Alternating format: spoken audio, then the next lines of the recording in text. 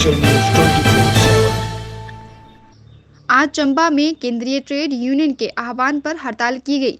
चंबा में रैली का भी आयोजन किया गया, जिसका नेतृत्व एक्ट के प्रधान तिलकराज भारद्वाज, सीटू जिला महासचिव सुदेश ठाकुर, विपिन शर्मा, बैंक कर्मचारी यूनियन से राजन महाजन, कपिल पुरी ने किया।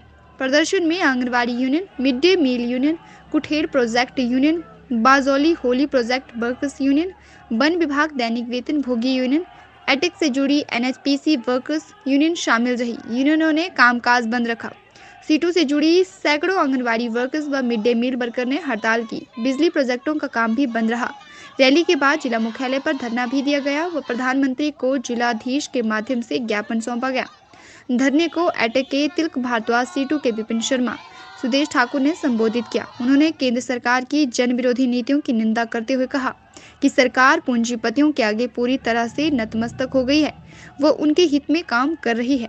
यूनियन नेताओं ने मांग की कि सरकार सरकारी संपत्तियों को बेचना बंद करे, महंगाई पर रोक लगाई जाए, ठेका कारण बंद करे, स्थायी रोजगार दे, आउटसोर्स की नियमित बंद करे, आंगनबाड़ी व मिड डे मील वर्कर को वर्कर का दर्जा दे, न्यूनतम वेतन 21,000 दिया जाए, पुरानी पेंशन बहाल करे, आंगनबाड़ी वर्कर को नर्सरी वर्कर में नियुक्ति दे, मिड डे मील को न्यूनतम वेतन दे, लेबर कोड रद्द करे, अन्यथा आने वाले समय में लंबी हड़ताल व आंदोलन का सामना करना पड़ेगा।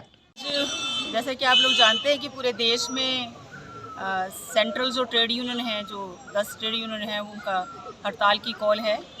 और ये हड़ताल इसलिए है कि जो केंद्र सरकार की जो आम जनता, विशेषकर मेहनतकश जनता और किसान विरोधी जो नीति है, उसके विरोध में ये आज हम पूरे देश के अंदर हड़ताल कर रहे हैं। और इसका जो आप देखेंगे कि 2020 से 26 नवंबर 2020 को किसानों और मज़दूरों का बहुत बड़ी हड़ताल देश के अंदर हुई।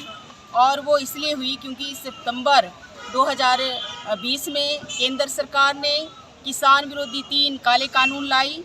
उसी तरह से मज़दूरों के विरोधी जो है वो लेबर कोड लेके आई।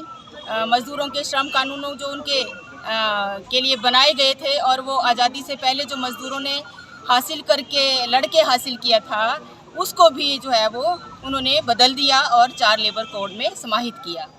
तो इसको लेकर उस समय से जो है वो लड़ाई हमारी चल रही है। अभी किसान विरोधी जो ये 3 काले कृषि कानून थे, सरकार उससे पीछे हटी है, उसको वापस लिया है। हमारा मजदूर की भी ये मांग है कि ये जो आपने श्रम कानूनों में बड़े पैमाने पर बदलाव किया है, इसको भी निरस्त करो।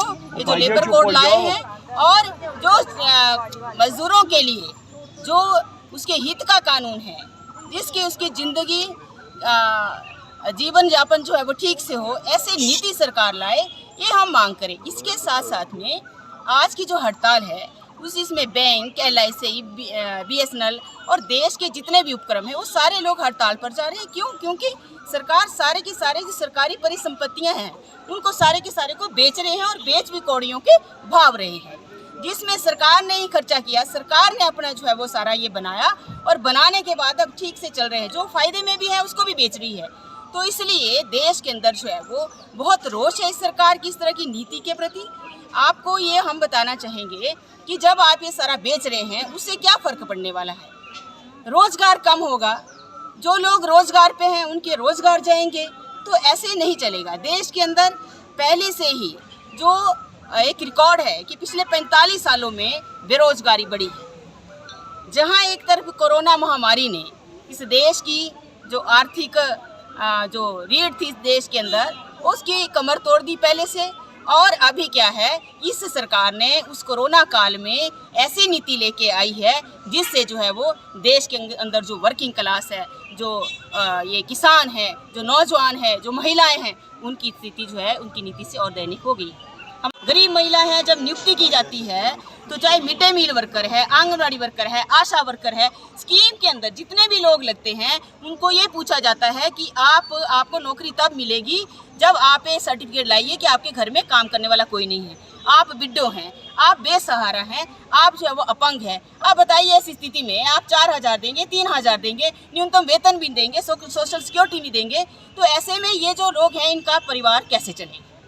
तो सवाल आज ये रोजगार का है, सवाल आज ये जिंदगी का है।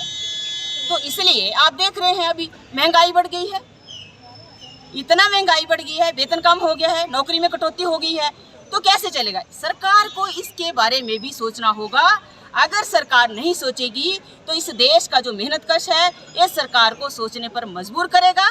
जिस तरह से किसानों ने जो लड़ाई लड़के साल भर अपना जो किसान विरोधी जो बिल लाए थे उसको सरकार को वापस लेना पड़ा, इसी तरह से जो ये लोगों ने मेहनत करके जो असेट्स सरकार के जो बने हैं इसमें श्रम लगा है लोगों का, है ना, और अब आसानी से इसको बेचने नहीं देंगे। आप देखो सब कुछ बेच दिया, रेल बेच दिया, बंदरगाह बेच दी, बैंक बेच दिए, छोड़ ही नहीं रहे कुछ भी।